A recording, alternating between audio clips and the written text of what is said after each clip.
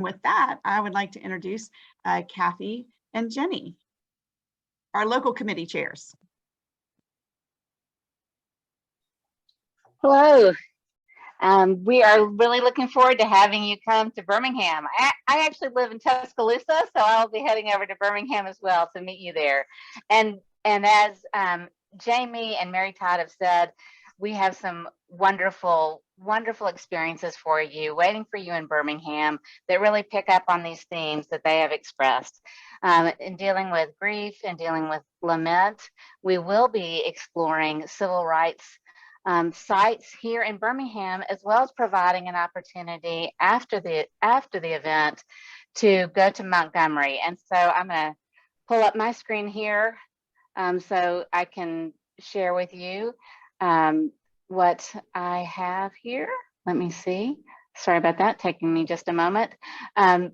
There are sites very near the venue, and we will be providing ways for you to get to those sites. Oh, I'm so sorry. I'm having just a moment here with the PowerPoint.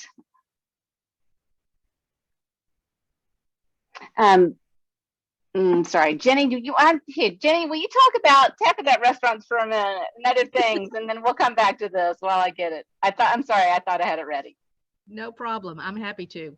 I'd like to welcome you to my hometown, Birmingham, Alabama. I grew up here and then left Birmingham for Tuscaloosa, where I was down the street from Kathy for many years, and moved back to Birmingham to be close to my two granddaughters. So Birmingham's a great place. I will say that the weather in January is a toss-up. It'll tell you the average high is 51 and the low is 33. That could mean that it'll be 75 or it'll be 25. So come prepared to watch the forecast for that.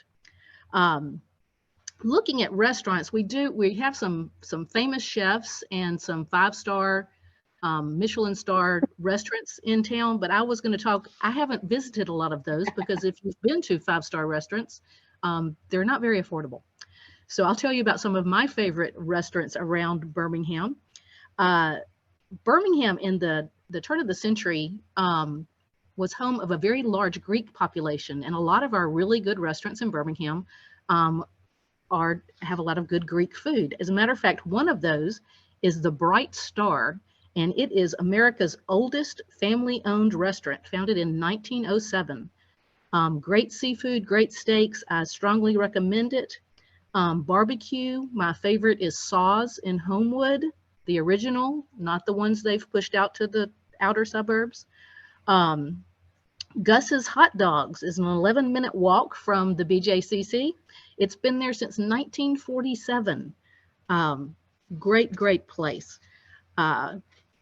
I'd like to highlight Pepper Place, which is open on Saturdays. And when I looked at the website, January of 22, they opened the week that we're going to be there.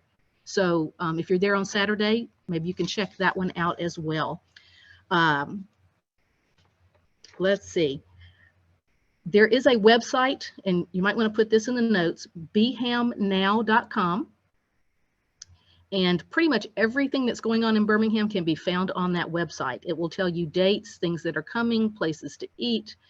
And I will highlight, for what I consider kind of a mid-size city in the South, we have an overabundance of breweries. Not that the people that come to APCE are looking for breweries, but there are 15 breweries in Birmingham. Many of those are within 5 to 6 minutes drive of the BJCC, where our conference will be located.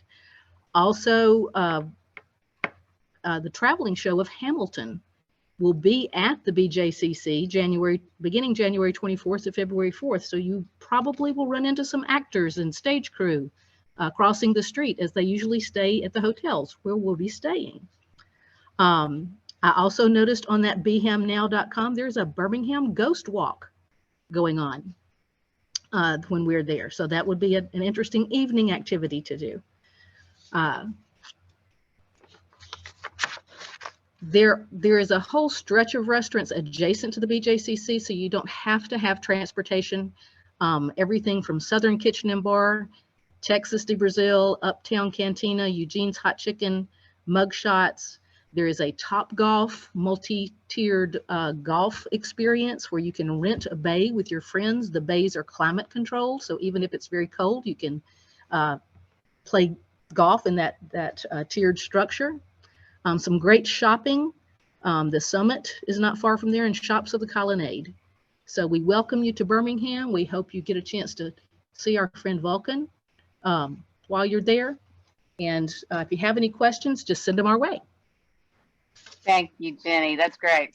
Lots of good things to do in Birmingham, and places to eat and things to see, including the Art Institute, which is free, and that's very near where we will be as well. So we're gonna. I want to tell you about a couple of things. One would be some of the workshops that we're going to offer from some really wonderful local folks. So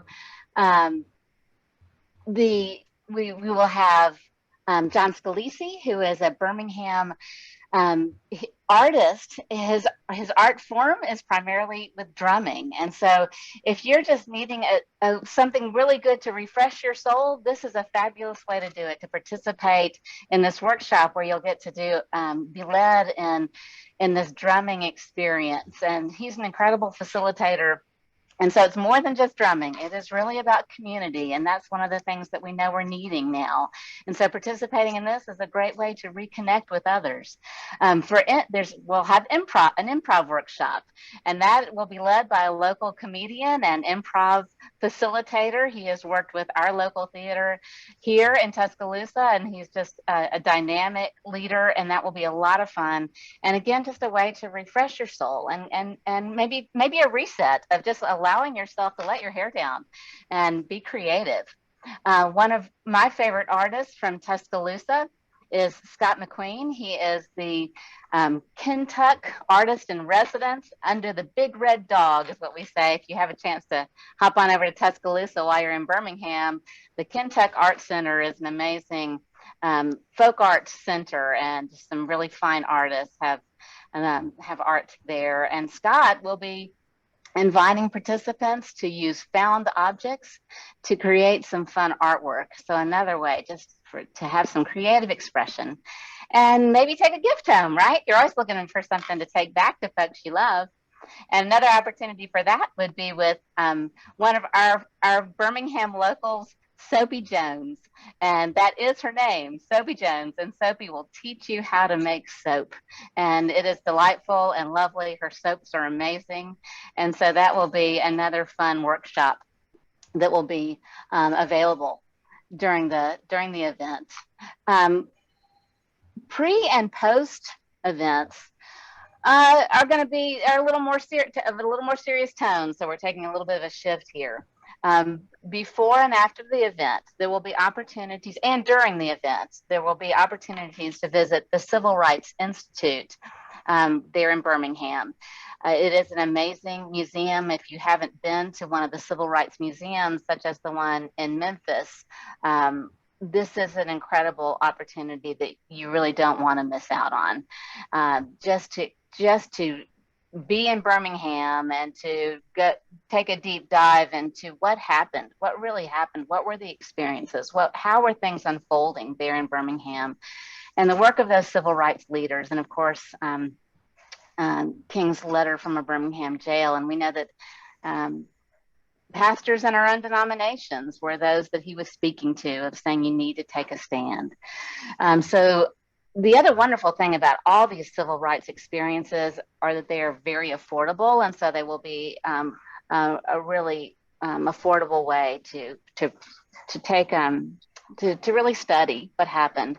The 16th Street Baptist Church, which as Mary Todd said, was experienced that horrific bombing that took the lives of 4 little girls and affected that the entire Birmingham community, but especially that church. They have that is another tour site, and it is an active church, a very active church, and a site where social justice work continues to unfold. Seen here is the window replaced the window that was destroyed.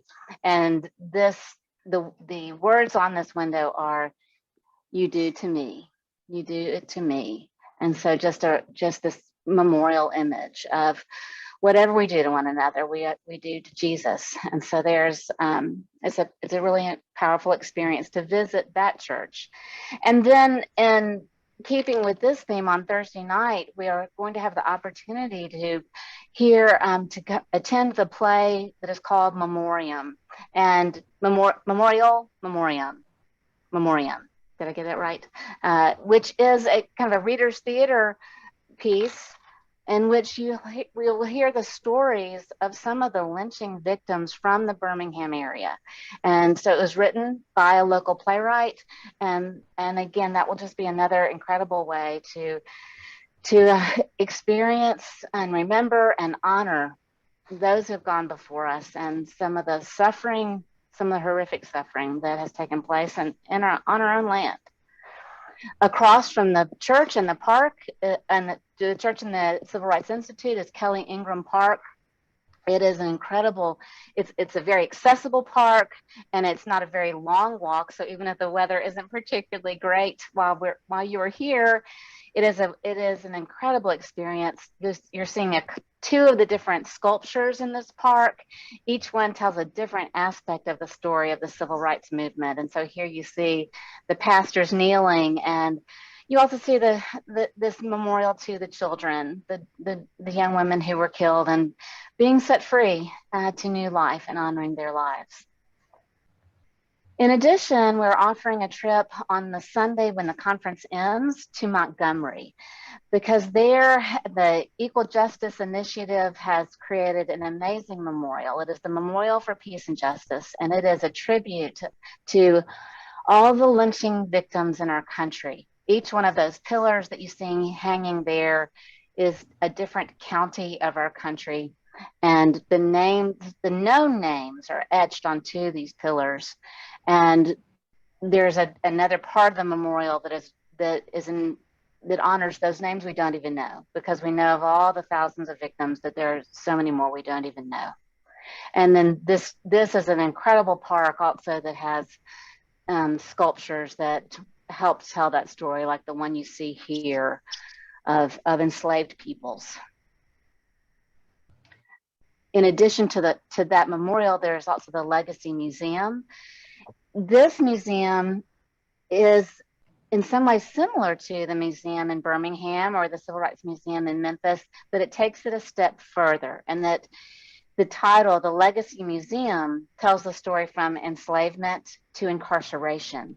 So it shows how that pipeline has worked in our country, and how that is still at work in our country, and how our justice system is broken. And so these are just some incredible opportunities, both before, during, and after the conference, where you can learn more about our country's own history and our participation in it, and how it should inspire us as faith leaders to continue to respond to the injustices in our country. So that's what I have.